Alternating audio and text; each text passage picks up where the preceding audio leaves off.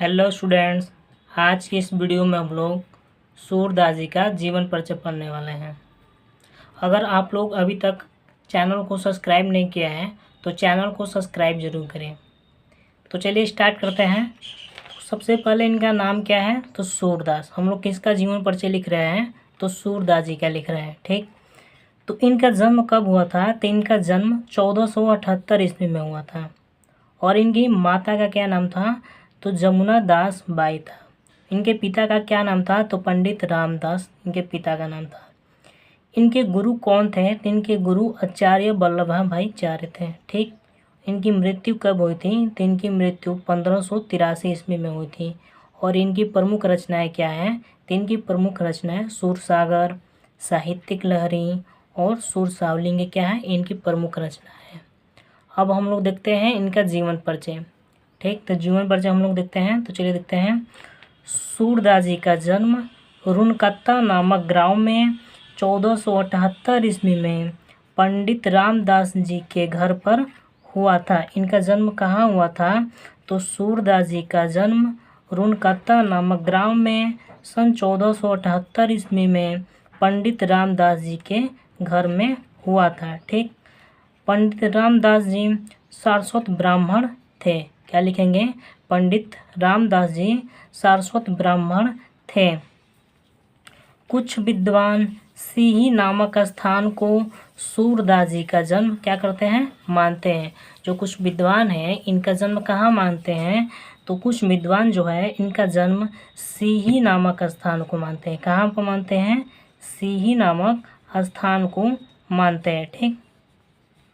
तो यहाँ तक फिर से देख लेते हैं। सूरदास जी का जन्म सन रुनकत्ता नामक ग्राम में 1478 ईस्वी में पंडित रामदास जी के घर पर हुआ था। पंडित रामदास सारस्वत ब्राह्मण थे। कुछ विद्वान सिही नामक स्थान को सूरदास जी का जन्म मानते थे। ठीक। सूरदास जी जन्म से अंधे थे या नहीं, इस संबंध में भी क्या था? अनेक मतभेद थे। क्या थे? सूरदास जी जन्म से अंधे थे या नहीं, इस संबंध में भी विद्वानों में क्या थे? मतभेद थे। सूरदास जी एक बार वल्लभाबाई आचार्य जी के दर्शन के लिए मथुरा के गांव घाट में गए। कहाँ पर गए? तो एक बार जो सूरदास जी थे, सूरदास जी एक बार वल्लभाबाई आचार्य जी के दर्शन के लिए मथुरा के गांव घाट आए और उन्होंने स्वरचरित एक पद गाकर सुनाया। एक बार वो कहाँ गए? तो सूरदास जी एक बार वल्लभाबाई आचार्य जी के दर्शन के लिए मथुरा के गांव घाट आए और उन्हें स्वचरित एक पद गाकर सुनाया। तो वल्लभाबाई आचार्य ने तभी उन्हें अपना शिष्य बना लिया और वल्लभाचार्य ने उन्हें श्रीनाथ मंदिर का कीर्तन भार सौंप दिया। ठीक। उसके बाद से जो वल्लभाचार्य जी हैं उनको अपना शिष्य बना लेते हैं, उनको अपना शिष्य बना लिए और वल्लभाचार्य जी ने उन्हें श्रीनाथ मंदिर के कीर्तन के भार के लिए क्या कर दिए? सौंप दिए। तभी से वह मंदिर उनका निवास बन गया।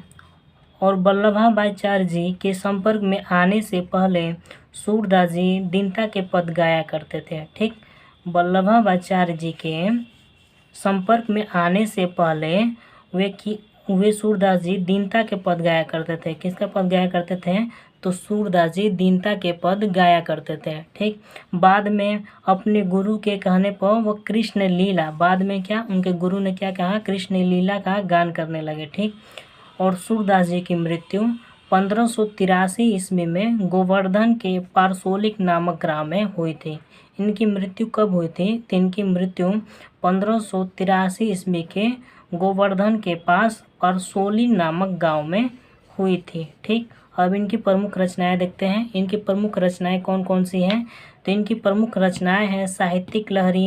इनकी प्रमुख रचनाएं कौन कौन सी है? तो साहित्यिक लहरी, सूरसावली, सूरसागर इत्यादि इनके क्या हैं? तो इनकी प्रमुख रचनाएं हैं।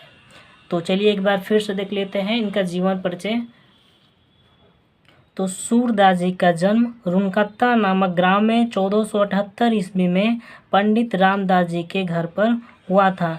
पंडित रामदास सारस्वत ब्राह्मण थे। कुछ विद्वान सिही नामक स्थान को सूरदास जी का जन्म स्थल मानते थे। सूरदास जन्म के अंधे थे या नहीं, इस संबंध में भी विद्वानों का क्या था, अनेक मतभेद है। सूरदास जी एक बार वल्लभाचार्य जी के दर्शन के लिए मथुरा के गांव घाट आए। कहाँ पर आए थे? मथुरा के गांव घाट आए और उन्हें स्वचरित एक पद गाकर सुनाया। तो वल्लभाचार्य ने तभी उन्हें अपना शिष्य क्या कर लिया, अपना शिष्य बना लिया और वल्लभाचार्य ने उन्हें श्रीनाथ मंदिर का कृतंग भार सौंप दिया। तभी से वह मंदिर उनका निवास बन गया था। इनका निवास बन गया था तो सूरदास जी का। और वल्लभाचार्य जी ने संपर्क में आने से पहले वे सूरदास जी दीनता के पद गाया करते थे तथा बाद में अपने गुरु के कहने पर कृष्ण लीला का गान करने लगे थे। और इनकी मृत्यु कब हुई? तो सूरदास जी की मृत्यु 1583 ईस्वी में गोवर्धन के पारसोली नामक ग्राम में हुई थी। ठीक, इनकी प्रमुख रचनाएं कौन कौन सी है? तो साहित्यिक लहरें, सुरसावली, सुरसागर इत्यादि इनकी क्या है, तो प्रमुख रचनाएं हैं। तो स्टूडेंट्स, अगर आपको वीडियो पसंद आए तो आप चैनल को सब्सक्राइब करना ना भूलें। थैंक्स।